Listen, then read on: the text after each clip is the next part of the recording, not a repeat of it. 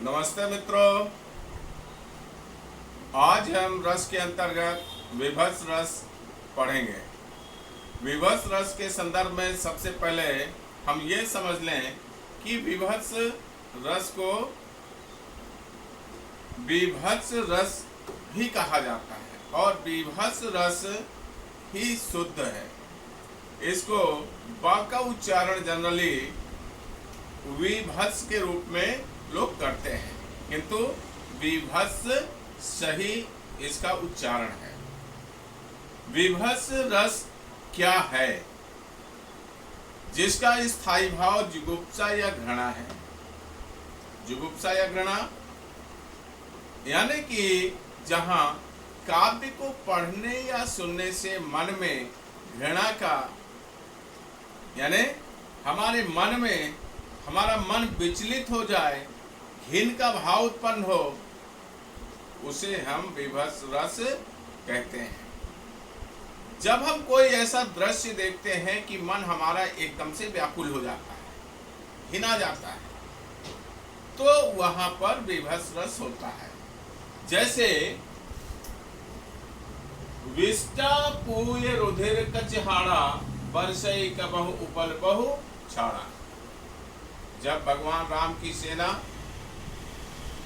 लंका में रावण की सेना से युद्ध करती है, तो मेघनाथ राम की सेना पर इस तरह से ऐसी ऐसी चीजें बरसा रहा है, हाड़ मांस गंदी चीजें, जिससे जिस दृश्य को यहाँ पर गोस्वामी तुलसीदास जी ने वर्णन किया है कि विष्टा पूय रुधिर कचहाड़ा बरसे कबहु उपल बहु छाड़ा। यहाँ स्थायी भाव इसका क्या है? जुगुप्सा, घृणा। आश्रय वानर सेना, भगवान राम की वानर सेना के ऊपर ये सब चीजें बरसाई जा रही हैं। विषय मेघनाथ की क्रियाएं। इसी का हम दूसरा उदाहरण देखें। आंखें निकाल कर उड़ जाते, क्षण भर उड़कर आ जाते, 100 जीव खींच कर कौवे चुभला चुभला कर खाते। यानी शमशान में जब 100 पड़े हुए हैं, उन 100 को किस तरह से कौवे गिद्ध नोच नोच के खा रहे हैं, यहाँ पर उसका भाव, उसका वर्णन है और उससे मन में व्याकुलता, घृणा का भाव उत्पन्न हो रहा है। वस्तु घिनौनी देखी सुन घिन उपजे जिय माई, घिन बाढ़े विभत्स रस चित्त की रुचि मिट जाए।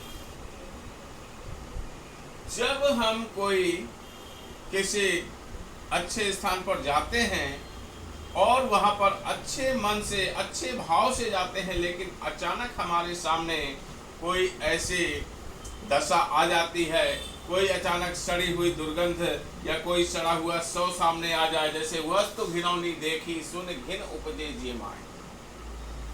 यानी घृणित चीज देख करके मन में क्या उपजा? घिन उत्पन्न हो जाती है।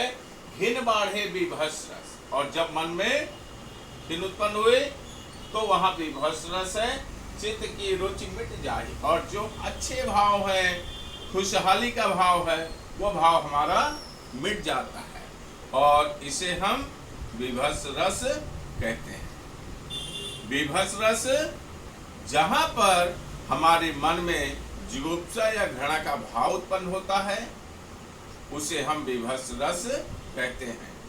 जो काव्य पढ़ करके, सुन करके हमारे मन में ऐसे विचार उत्पन्न हो, वह विभत्स रस है।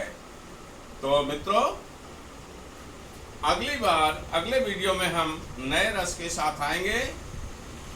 आप मेरे चैनल को सब्सक्राइब करें ताकि आपको नई नई हिंदी व्याकरण से संबंधित जानकारी मिलती रहे। धन्यवाद।